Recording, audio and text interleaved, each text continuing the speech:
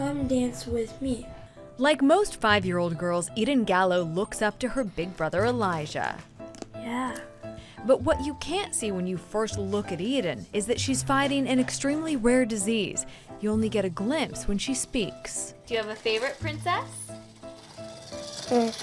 Sleeping Beauty and yeah.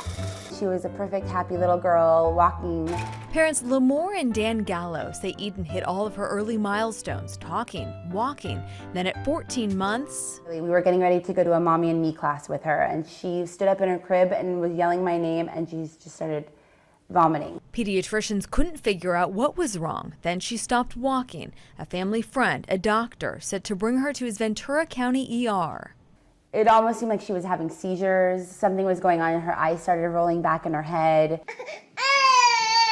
They put her in an ambulance to Children's Hospital LA. She was so sick, she couldn't keep food down. Her eyes were rolling. They couldn't even stabilize her for a long time, and we didn't know if she was going to survive. It was this eye movement that Dr. Wendy Mitchell spotted right away. They move up, down, sideways, and diagonally in very fast, rapid bursts. Dr. Mitchell diagnosed her with opsoclonus myoclonus syndrome, or OMS. She's one of the leading experts in the country and says it often goes misdiagnosed. It's not the parents that miss this. Frankly, it's the fact that most pediatricians have never seen it, most ERs have never seen it, and they may miss the eye movement findings.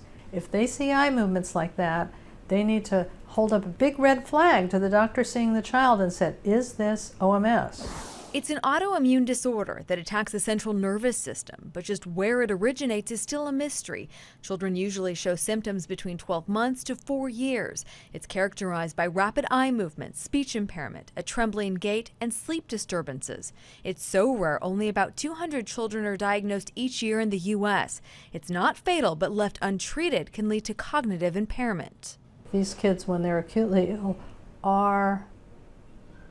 you would think they're possessed. They're so irritable. For the first year, maybe, when she was really, really sick, all she wanted to do was be held.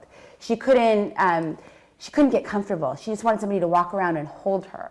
And that was the hardest thing for us, I think, in the beginning, that we couldn't help her. 1, 2, 3. Good, Eden. Now 4 years into it, Lamore gives her a steroid shot every other day, and a nurse helps give her a day-long immunoglobulin transfusion.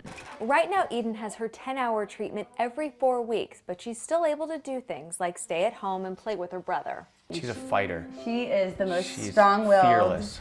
After a year of shutting out the outside world, Lamore started blogging about the experience. From that, Eden's Journey was born, an organization to raise money for Children's Neurology Department and raise awareness. With the right treatments, Eden is now doing more, learning ballet, running a race in her honor, and will go on to finish school and one day put this behind her. Hey, good job! Her spirit is, I say it inspires me because it does. She wants to take on the world, and she doesn't let anything stop her. So, I give her credit for that.